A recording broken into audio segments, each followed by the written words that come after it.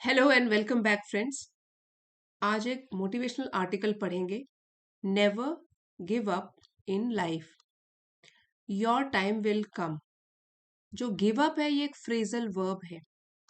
Phrasal verbs होते हैं जिसमें कि वर्ब और उसमें कोई प्रेपोजिशन ऐड किया होता है या तो कोई एडवर्ब, और कभी कभी ये तीनों। जैसे कि गिव हमारा मेन वर्ब है और अप इसमें प्रेपोजिशन है, तो गिव अप का मतलब होता है हार मान लेना। Never give up in life, कभी भी अपनी लाइफ में आप हार मत मानो। योर टाइम विल कम, आपका भी समय आएगा जब आपको सक्सेस मिलेगा। तो इसी आर्टिकल के थ्रू आप 30+ न्यू वोकेबलरी वर्ड्स, जिनमें कुछ फ्रेजेस भी हैं और कुछ इडियम्स भी हैं, वो पूरा सीख सकते हो। तो लास्ट तक देखिएगा। आइए शुरू करते हैं। Life rarely rarely unfolds according to our preferred preferred timeline. ठीक है, रेयरली होता है कभी कभार, शायद ही कभी, कभी कभार। और अनफोल्ड है हमारे सामने आती है, हमारे सामने प्रकट होती है। प्रेफर होता है जिसको कि हम प्रेफरेंस देते हैं, जैसे कि प्रेफर होता है ना एक word, prefer means I prefer tea over coffee. Coffee से ज्यादा मुझे चाय पसंद है, तो प्रेफर आपकी जो प्रेफरेंस बता रहा है इसमें। तो यहाँ पे प्रेफर्ड एक एडजेक्टिव का काम कर रहा है। ये जो है प्रेफर्ड। टाइमलाइन हो गई समय सीमा।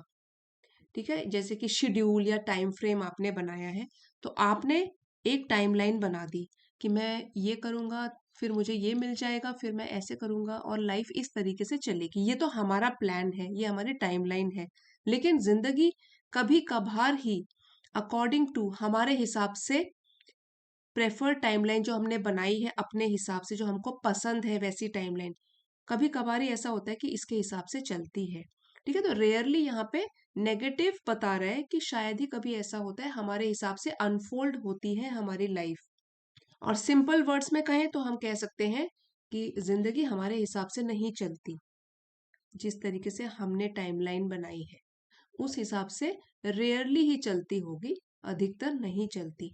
इंस्टेड, जहां भी इंस्टेड आता है तो उसके आगे मीन्स हम इसका ऑपोजिट चीज बोल रहे हैं। जैसे यहाँ पे तो हमने ऐसे बोल दिया ना कि हमारे हिसाब से नहीं चलती, इंस्टेड इसके बजाय, बल्कि it tests our patience. It यहाँ पे लाइफ के लिए यूज्ड है, प्रोनाउन है, कि बल्कि ये तो टेस्ट करती है, परीक्षा लेती है हमारे पेशेंस की, हमारे धैर्य की। पेशेंस क्या होता है? हमारे कामनेस, कितना हम टॉलरेट कर सकते हैं। Before it rewards our perseverance.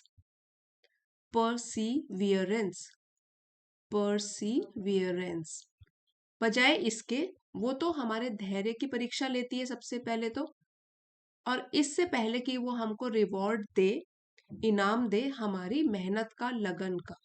Perseverance ये एक नाउन है और इसका मीनिंग हो गया परसिस्टेंस, हमारा डिटर्मिनेशन। तो इससे पहले कि हमको हमारे मेहनत का रिवॉर्ड मिले, उसका फल मिले, उससे पहले हमको एक टेस्ट देना पड़ता है अपने पेशेंस का। पेशेंटली हमको मेहनत करते रहना है, हमको कर्म करते रहने हैं, तो रिवॉर्ड बाद में खुद ही मिल जाएगा। अब एक बार पढ़ लें इसको। Life rarely unfolds according to our preferred timeline.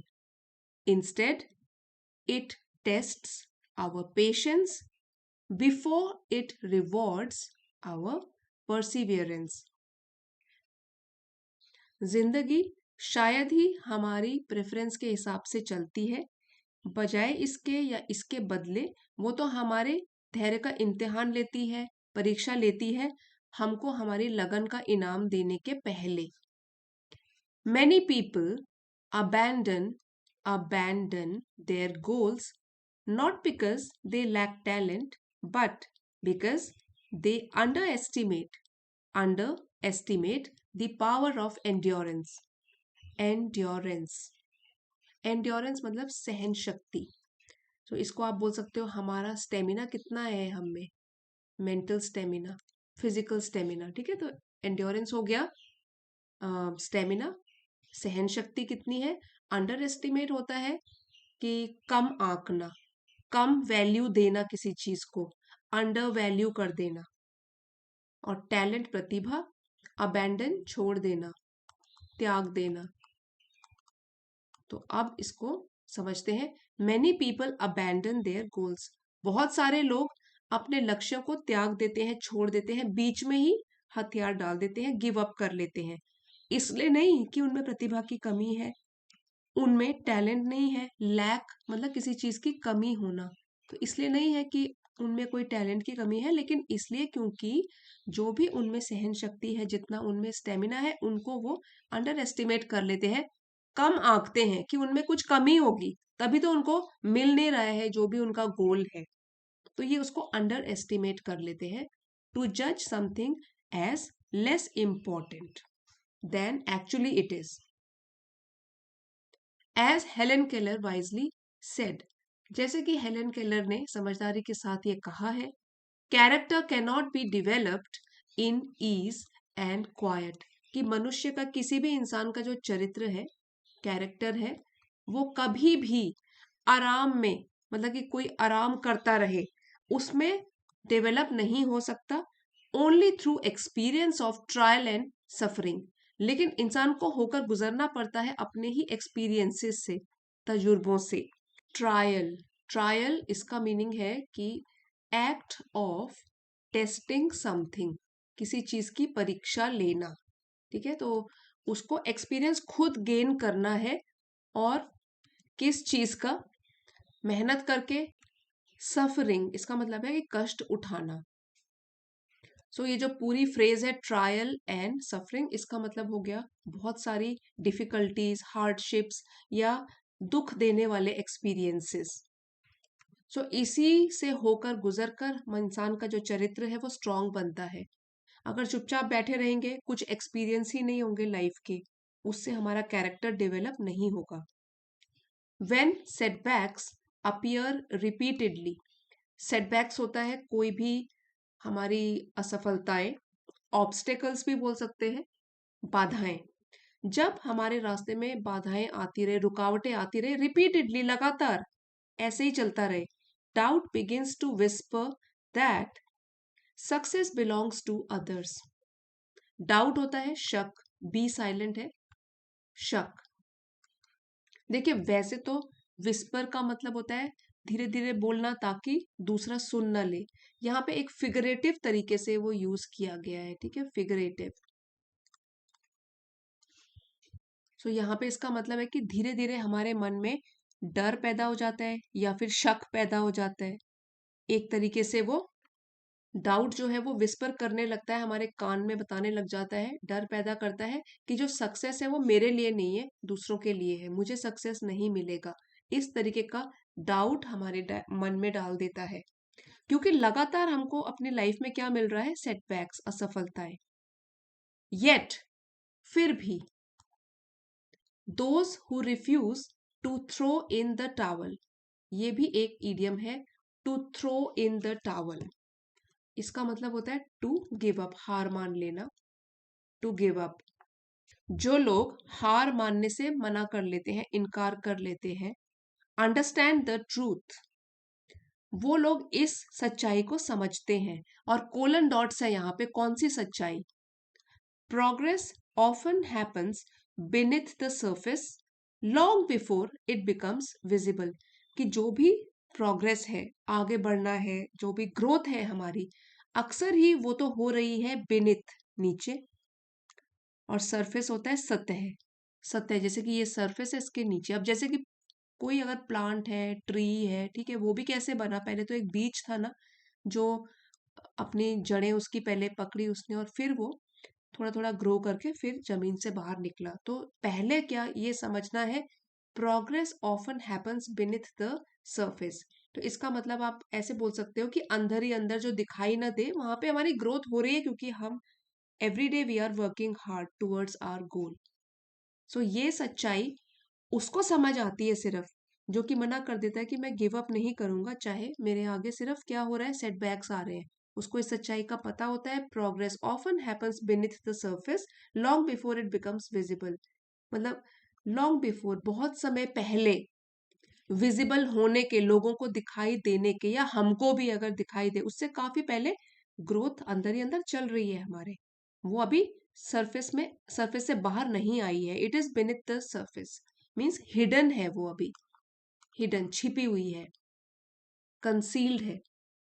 The belief that my time will come is not an excuse for passivity. Passivity, so belief होता है एक स्ट्रॉन्ग सोच, और माई टाइम विल कम है, मेरा भी समय आएगा। एक्सक्यूज, इसका मतलब है कि बहाना, और पैसिविटी इसका मतलब है कि जहां पे कोई एक्शन न हो रहा हो, सिर्फ हम लोग वेट करते हुए बैठे हुए हो, जैसे पैसिव होता है ना, passive. It is not active, it is passive, निष्क्रिय है, कोई एक्टिविटी नहीं हो रही है। तो ये मानना, इस लाइन का पूरा मतलब हो गया कि माई टाइम विल कम, अगर हम इसके ऊपर बिलीव करते हैं तो कहने का मतलब है कि ये नहीं होता कि हम कुछ ना करें और बस वेट करते रहे। It is disciplined faith in one's preparation, बल्कि इस कोटेशन का मतलब ये हुआ कि हम डिसिप्लिन के साथ रोज मेहनत कर रहे हैं। डिसिप्लिन्ड फेथ, एक हमको आस्था है अपनी तैयारी में, और हम लोग पेशेंस के साथ सही वक्त का इंतजार कर रहे हैं। तो यानी कि हम लोग बेकार में आइडल नहीं बैठे हैं, खाली खाली टाइम नहीं है हमारे पास। हम खाली नहीं बैठे हैं, आइडल नहीं बैठे हैं, बल्कि चुपचाप काम कर रहे हैं, एफर्ट्स कर रहे हैं, क्योंकि हमें पता है कि जब मौका आएगा, सही समय आएगा, उस टाइम हम रेडी होंगे। हमारी प्रिपरेशन चल रही है। Every effort made in obscurity, obscurity sharpens skill, हर एक प्रयास जो हम चुपचाप कर रहे हैं। सो obscurity ये एक नाउन है, और इसका मतलब है कि हमको कोई नोटिस नहीं कर रहा, अननोटिस्ड होकर हम जो काम कर रहे हैं, चुपचाप रहकर, एनोनिमिटी में, इनविजिबल बनकर। सो कहने का मतलब है कि चुपचाप कर रहे हैं, दिखावा नहीं कर रहे, बढ़ा चढ़ा के किसी को बता नहीं रहे। Every effort made in obscurity, obscure सुना होगा आपने, गुमनामी, obscure, उसी से बना है obscurity, जो कि इसकी नाउन फॉर्म है। ये हमारे स्किल्स, जो भी कौशल है, उसको और भी रिफाइन करता है। स्ट्रेंथन्स रिजॉल्व, जो हमारा पक्का इरादा है अपने गोल के प्रति, उसको और भी स्ट्रांग बनाता है, स्ट्रेंथन करता है। बिल्ड्स रेजिलियंस, और हम में एक लचीलापन भी बिल्ड करता है। संघर्षों से उबरने की क्षमता, डिफिकल्ट टाइम से उबरने की क्षमता ये भी बनाता है। Like Rome, success is not built in a day, ये एक ईडियम है, और इसका मीनिंग है कि कोई भी इंपॉर्टेंट चीज होती है, कोई ग्रेट अचीवमेंट होते हैं, उसको बनने में टाइम लगता है, उसका रिवॉर्ड मिलने में हमको टाइम लगता है। रोम, जैसे कि ये वाली इडियम है, इसी की तरह सक्सेस को भी मिलने में टाइम लगता है, रातों रात नहीं मिल जाएगा success. And those who stay the course, stay the course ये भी एक इडियम है, और इसका मीनिंग है कि डटे रहना, to continue without giving up, staying the course, persistent बने रहना, टू रिमेन स्टेडी। और जो लोग स्टे द कोर्स मतलब डटे रहते हैं, गिव अप नहीं करते, इवेंचुअली आखिरकार वही रीप द रिवॉर्ड्स, उन्हीं को फल मिलता है। तो मेहनत का फल हो गया, इसका जो मीनिंग हुआ इस फ्रेज का, टू रीप द रिवॉर्ड्स, इसका मतलब है कि मेहनत का फल मिलना। ये भी हम रिप्लेस कर सकते हैं रिवॉर्ड के बदले benefit, to reap the benefits, मतलब फायदा उठाना किसी चीज का। और यहाँ पे है रीप द रिवॉर्ड्स, वैसे रीप का मतलब होता है सिर्फ फसल काटना, लेकिन यहाँ पे इसका मीनिंग क्या है, to receive the benefits of hard work, कोई भी फल पाना, जो आपने मेहनत करी है उसका आपको फल मिलता है। Temporary failure is not a dead and, temporary जो कि अस्थाई है, थोड़ी देर के लिए है, शॉर्ट टर्म है। तो ये जो है वर्ड शॉर्ट टर्म, ये परमानेंट का ऑपोजिट हो गया। Something which is not permanent, उसको बोल सकते हैं कि वो टेम्पररी है। टेम्पररी फेलियर, जो कि थोड़ी देर का फेलियर है हमारे आगे अगर आता है कभी, ये हमको डेड एंड नहीं समझ लेना चाहिए। डेड एंड क्या हो गया, जहां आगे जाने का कोई रास्ता ही नहीं है। जैसे कि ये रोड है और यहाँ पे एक दीवार आ गई, तो इसको हम बोलेंगे डेड एंड, कि अब रास्ता हमारा खत्म हो गया। लेकिन ये छोटे छोटे फेलियर्स होते हैं, इसको हमको डेड एंड नहीं समझना है, बल्कि समझना है स्टेपिंग स्टोन, आगे बढ़ने का एक तरीका, साधन या माइलस्टोन समझना है। Teaching lessons that comfort never could. और यही जो टेम्पररी फेलियर है हमारा, ये हमको डेड एंड नहीं समझना है, बल्कि हमको सफलता की सीढ़ी समझनी है जो हमको आगे ले जा रही है। ये हमको ऐसे लेसन सिखाती है जो कि अगर हम आराम से बैठे रहते तो उससे हमको कभी भी ये वाले सबक सीखने के लिए नहीं मिलते। ये तो तभी है जब हम मेहनत करते हैं, और कई बार सफल भी होते हैं, कई बार असफल होते हैं, और जो हमको सीखने के लिए मिलता है वही हमारी सफलता की सीढ़ी बन जाता है, जो हमारे एक्सपीरियंसेस होते हैं। कंफर्ट में बैठे रहेंगे, उससे हम कभी भी कुछ लेसन्स नहीं सीख पाएंगे।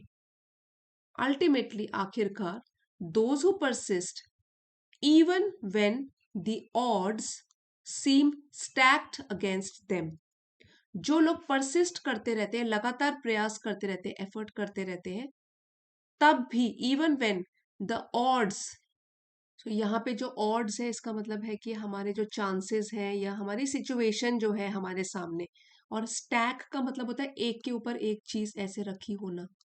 यहाँ पे लेकिन पूरी की पूरी फ्रेज है स्टैक्ड अगेंस्ट देम। इस पूरी फ्रेज का मतलब हो गया कि किसी चीज, जब सिचुएशन बिल्कुल उनके खिलाफ हो, ठीक है, स्टैक अगेंस्ट है ना, अगेंस्ट का मतलब ही होता है कि खिलाफ होना। और क्या है, जब सारी परिस्थितियां उनके खिलाफ ऐसे स्टैक करके रखी हुई है, ये सारी परेशानियां हैं आपके आगे। अब पहले इतनी लाइन का मीनिंग समझते हैं। Ultimately those who persist even when the odds seem stacked against them. So इसका मतलब हुआ कि जो लोग मुश्किल हालात में भी मेहनत छोड़ते नहीं हैं, तब क्या होता है, उस टाइम पे भी चाहे सब कुछ उनके खिलाफ ही क्यों ना हो, तो वो क्या होगा फिर, align effort with opportunity. So opportunity का मतलब होता है मौका या अवसर बोल सकते हो, और अलाइन होता है मिलाना या सही तरीके से जोड़ना। एफर्ट है मेहनत। वो लोग अपनी मेहनत को सही डायरेक्शन में लगाते रहते हैं, अलाइन करते रहते हैं, और जब मौका मिलता है उस समय वो उसको पकड़ लेते हैं, उसी अपॉर्चुनिटी को पकड़ लेते हैं। सो अगर सिंपल वर्ड्स में कहें, जो लोग हार नहीं मानते वही मौके के लायक होते हैं, उन्हीं को मौका फिर मिलता भी है। Time favours those who are consistent, not those who are impatient. समय भी उसी का साथ देता है, उसी का पक्ष लेता है, उसको फेवर करता है जो कि कंसिस्टेंट रहते हैं, मतलब स्टेडी रहते हैं अपनी सफलता की ओर यात्रा में। कंसिस्टेंट रहते हैं, स्टेडी रहते हैं, बने रहते हैं। उनका फायदा नहीं करता या उनका पक्ष नहीं लेता कि जो लोग इम्पेशेंट हैं। इम्पेशेंट का मतलब होता है रेस्टलेस है, जो जिसमें धैर्य की कमी है। ईगर है, जो अनेबल टू वेट कामली, जो वेट ही नहीं कर सकता, वो इम्पेशेंट होते हैं। जो लोग इम्पेशेंट होंगे उसका समय साथ नहीं देगा। The moment of recognition may be delayed. हो सकता है, मोमेंट मीन्स पल, टाइम, कि आपको जो रिकग्निशन मिलना है, पहचान मिलनी है, वो डिले हो गया, देरी हो गई, उसमें टाइम लग रहा है, but it is never denied. लेकिन ऐसा नहीं है कि आपको वो इनकार कर दिया जाएगा। डिनाई, इनकार करना, मना करना। सक्सेस या रिकग्निशन आपको मिलेगा, भले ही थोड़ी देरी से मिले। So it is never denied to those who keep showing up. ये जो पूरी फ्रेज है कीप शोइंग अप, इसका मतलब है कि कंसिस्टेंटली एफर्ट करते रहना। जो लोग हमेशा एफर्ट करते रहते हैं, उसको कभी भी रिकग्निशन जो है वो इनकार नहीं होता, उसको मिलता ही मिलता है, चाहे थोड़ी देरी से मिले। In the words of Abraham Lincoln, अब जैसा कि अब्राहम लिंकन ने कहा है, आई एम अ स्लो वॉकर। मैं तेज नहीं चल पाता, मैं स्लो वॉकर हूं, but I never walk back. लेकिन फिर भी चलता ही रहता हूँ, आगे की ही तरफ चलता हूँ, कभी भी उल्टा नहीं चलता, मीन्स गिव अप नहीं करता। I am a slow walker but I never walk back. So इसीलिए hold on, keep working and trust the process.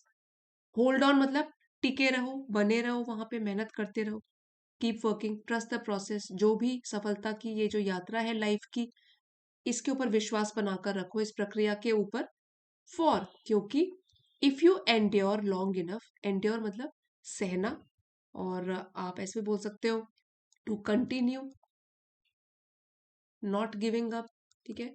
If you endure long enough, लंबे टाइम तक आप प्रयास करते रहते हो, योर टाइम विल कम, तो आपका भी समय आएगा, आप सक्सेसफुल होगे और आपको रिकग्निशन भी मिलेगी। सो इसी लेसन का डिटेल्ड पीडीएफ आपको चैनल की एलीट मेंबरशिप को ज्वाइन करके मिल जाएगा। आप चाहते हो लेवल 2 की मेंबरशिप है, इसको ज्वाइन कर सकते हो। एक बार क्विक रिवीजन कर लेते हैं, सिनोनिम्स भी पढ़ेंगे साथ साथ। टाइमलाइन होता है एक प्लानिंग जो हम करते हैं, अपना शेड्यूल बनाते हैं, टाइम टेबल बनाते हैं। पेशेंस, धैर्य रखना। सिनोनिम्स हो गए tolerance and calmness. Perseverance, determination. Under estimate, किसी चीज को कम आंकना, जितना उसकी वैल्यू है उससे कम जज करना। एंड्योरेंस, सहनशीलता, सहने की शक्ति, एबिलिटी टू टॉलरेट, स्टेमिना कितना है आप में। सेटबैक होता है ऑब्स्टिकल्स, मतलब बाधाएं, रुकावटें। विस्पर, यहाँ पे विस्पर होता है फुसफुसाना, जो आगे वाले को सुनाई ना दे, लेकिन यहाँ पे फिगरेटिव तरीके से यूज था कि मन में धीरे धीरे शक पैदा कर देता है, इसे सजेस्ट करता है हमको। थ्रो इन द टावल, ये तो एक ईडियम है, सरेंडर कर लेना, हार मानना, give in. Beneath the surface, सतह के नीचे। अंडरलाइन, जो कि छिपा हुआ है, अभी नजर नहीं आ रहा हमको क्योंकि ऐसे कवर्ड है वो। पैसिविटी, नो एक्शन, जहां पे लैक ऑफ एक्शन हो, इनएक्टिविटी हो। डिसिप्लिन, अनुशासित। प्रिपरेशन, तैयारी। ऑब्सक्योरिटी होता है गुमनामी, मतलब जिसमें कि अनोनिमिटी बनी हुई हो, आपको कोई जानता ना हो। State of being unknown. Resolve, आपका पक्का इरादा। डिटर्मिनेशन। रेजिलियंस, कठिनाइयों से उबर आने की क्षमता, कठिनाइयों से, डिफिकल्टी से बाहर निकलने की जो कैपेबिलिटी होती है। स्टे द कोर्स, ये भी एक इडियम है, लगे रहना, बने रहना, without giving up. Reap the rewards, reaping the rewards और रीप द बेनिफिट्स, मेहनत का फल पाना। टेम्पररी, थोड़ी देर के लिए, इसका ऑपोजिट बताया था परमानेंट। स्टेपिंग स्टोन, जो आगे बढ़ने में हमारा मदद करता है, एक माइलस्टोन होता है। गारंटी होता है पक्का आश्वासन, assurance. Persist, to continue. Stacked against them, जैसे कि उनके अगेंस्ट, उनके खिलाफ ढेर लग गया हो, एक बड़ा सा ढेर लग गया हो। सो इसका मीनिंग हम बोल सकते हैं कि अनफेवरेबल कंडीशंस, जो हमारे फेवर में ना हो। अपॉर्चुनिटी होता है अवसर, चांस। फेवर्स, पक्ष लेता है, साथ देता है, सपोर्ट करता है। कंसिस्टेंट, एक स्टेडी तरीके से। इम्पेशेंट, बिना पेशेंस के, अधीर, जो कि वेट नहीं कर सकता, रेस्टलेस होता है। रिकॉग्निशन, पहचान। प्रोसेस, प्रक्रिया या मेथड या प्रोसीजर। सो हम सबका टाइम आएगा, आपका भी, your time will also come, you should never give up in life. I hope आज का पैराग्राफ आपके लिए काफी हेल्पफुल रहा होगा। पसंद आया है तो प्लीज लाइक, शेयर और सब्सक्राइब जरूर कीजिएगा। कमेंट्स लिख के भी बताना कैसा लगा, और अब आप वीडियोस को हाइप भी कर सकते हो। थैंक्स फॉर वॉचिंग फ्रेंड्स, मिलते हैं अगले वीडियो में।